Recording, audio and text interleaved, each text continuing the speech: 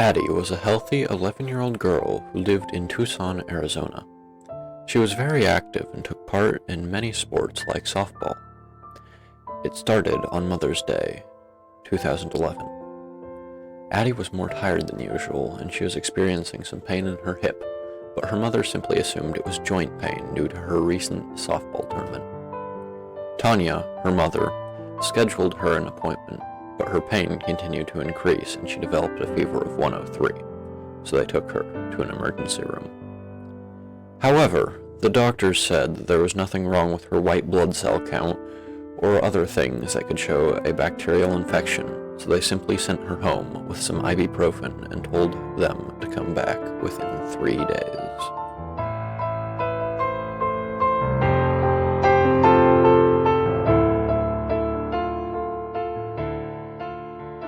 Addie's condition didn't improve. Instead, Addie walked into another hospital on May 19th, 2011, and she didn't leave until 5 months later. The doctors had discovered she had a sepsis condition, which is a staphylococcus infection. It's possible it started with her picking at a scab or getting a cut that may have caused the infection to enter her body in the beginning. The infection had been growing in her hip muscle, and it had spread into her blood, causing a case of bacterial pneumonia in her lungs.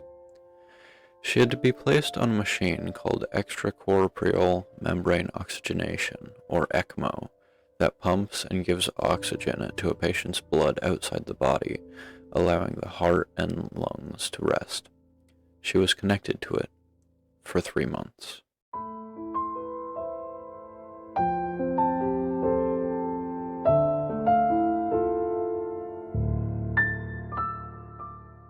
The machine comes with many risks, for tubes that her blood was pumped through can harbor bacteria. While on ECMO, she contracted Stenotrophomonas. This bacteria was incredibly difficult to treat, with only 4 to 5 antibiotics that could normally treat that particular bacteria. Stenotrophomonas is a gram-negative bacteria. This kind of bacteria has armor surrounding it that makes it difficult for normal antibiotics to kill it.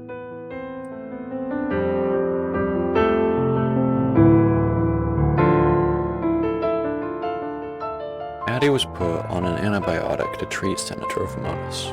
It worked for a while, but then it stopped working. They continued to give her different antibiotics, but they would only work for 2 to 3 weeks. The Stenotrophomonas then became pan-resistant, meaning it resisted all antibiotics. This put Addie in the post-antibiotic stage. Tanya was asked to sign papers to let Addie go, but her mother fought to get her a lung transplant. This would surgically remove the infection.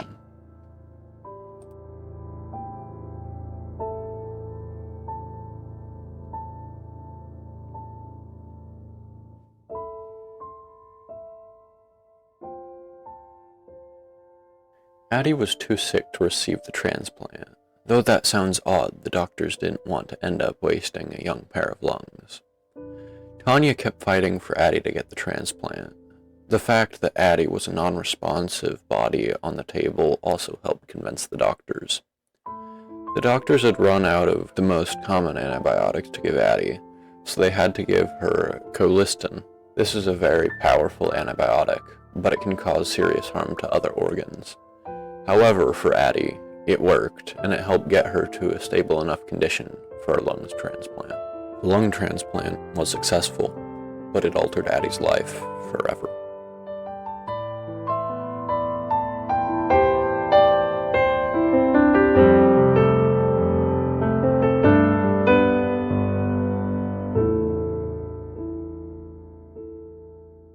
After everything was finished, Addie was in a wheelchair.